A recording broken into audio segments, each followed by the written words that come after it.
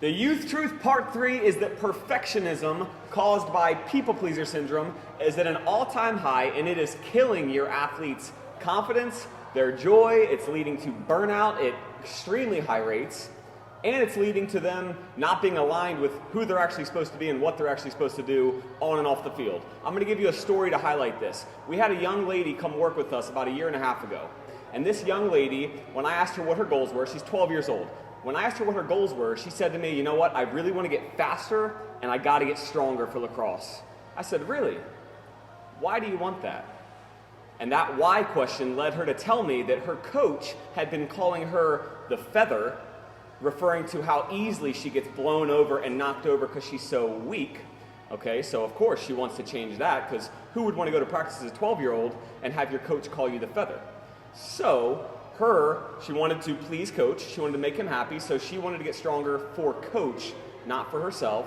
And then second part of this same girl, her parents, I found out, her dad was giving her $2 for every pass that she intercepted in her lacrosse games. So guess what? In order to please dad, right? In order to please dad and make him proud of me, I gotta make sure I'm perfect in his eyes. If I wanna please coach, I gotta make sure I'm perfect in his eyes. So this never-ending pursuit of, we're calling it perfectionism, but it's not always trying to be perfect. It's just trying to be whatever it is that these coaches and parents want the kids to be. That's what's happening in today's world of youth sports. We're going to chat about that today. Travis is going to take over now, and I'll come back on. Yeah, if you followed the last few Facebook Lives we had, we talked about how athletes need to have autonomy in what they're going after.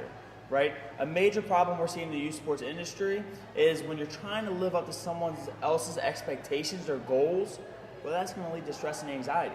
Just like if you go to school and you try to put on a facade and try to be somebody else around all your friends who you're truly not meant to be, you're going to feel stressed out and anxious, right?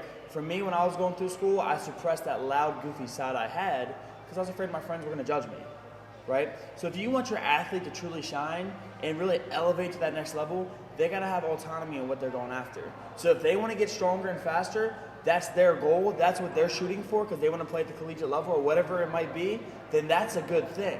But if they're doing it because coach is saying they need to do it and they're not really juiced up about it, or because coach is berating them in front of the team, then that's going to lead to a little more stress and anxiety, right? But again, if the athlete truly wants to play collegiate sports, and I think right now a lot of athletes use that as a scapegoat because a lot of young athletes say, I want to play in college. I don't think all of them really want to do it. They're saying it to fit in with the crowd, 100%. Or maybe the parents are pushing that. And the work to play a college sport is really strenuous, really intense, and if they don't love it, they're going to burn out, they're going to feel anxious, they're going to feel stressed, and sometimes there's going to be a sunken fallacy in that because they feel like they invested so much time that they can't get off that ship, right? So my challenge is make sure your athlete has autonomy in the challenge that they're going after. So back to this story about this girl, what I said to her next, after she shared with me why she wanted to become those things, she didn't really want to. She was just doing it because she didn't want to have that feeling on the inside of being rejected by coach or by dad. What I said to her next was, you know what, I'm going to call her Sarah. It's not really her name, but Sarah. I said, Sarah, if you really want to get stronger and faster because you really want to become perfect on the lacrosse field or the best version of you can be, if that's really your goal, then let's do this thing. Let's get you stronger. We're going to do squats. We're going to do deadlifts. But honestly, I want you to want it for you, right? I want you to come in here to work out, give your best effort, but I don't want you in the back of your mind thinking, you know what, I'm just doing this because coach, I think he'll be happier with me, or because dad will be happier with me if I become what they want me to become. Because guess what? They won't. They'll just set the bar higher, and then they'll set the bar higher. That's what this pursuit of perfectionism does to people if they don't learn why it is they do what they do, why it is they chase perfection, and why it is they try to always please other people. Guys, kids who have the perfectionist mentality, kids who have people pleaser syndrome become adults who have the perfectionist mentality. They become adults who have people pleaser syndrome. And what does that look like? It looks like an adult who only picks a job because that's going to elevate his or her status in life. And then they're miserable most days of their lives. This is just the truth.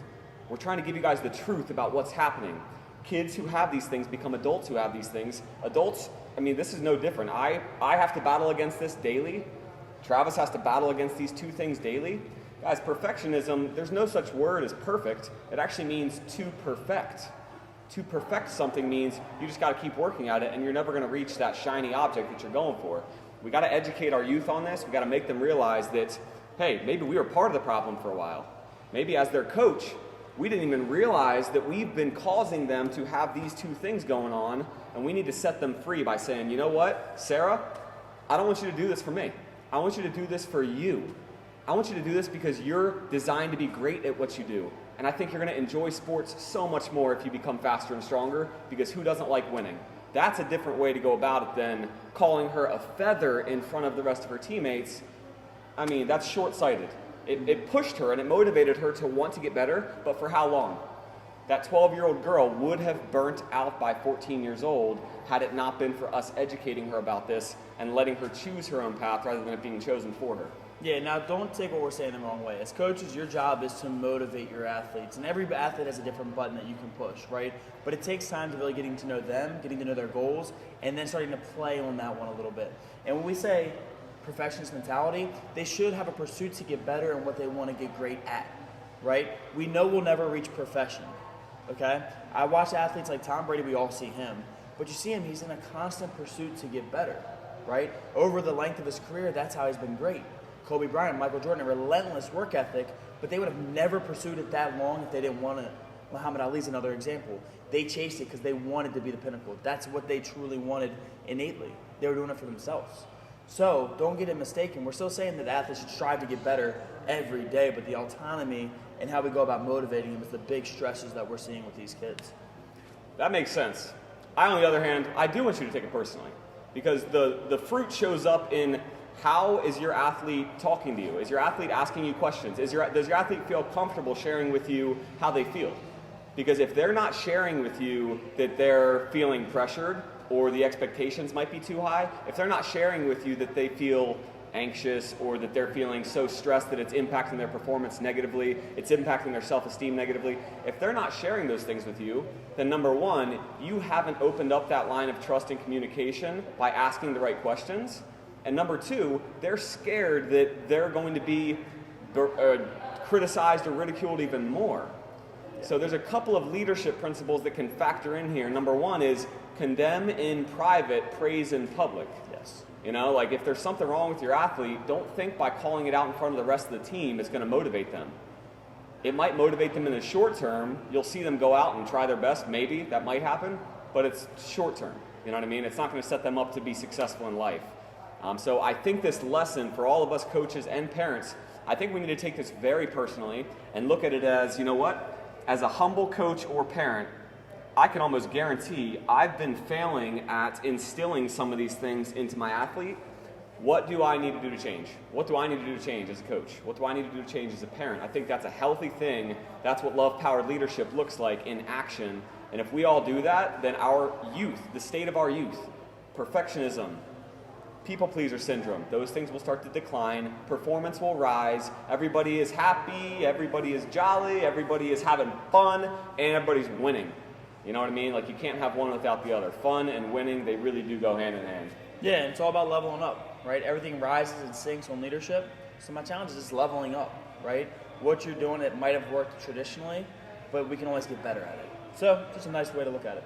Yep. So go back, take some action, guys. We'll see you next week for part 4 of the Youth Truth. Peace. Have an awesome rest of your day.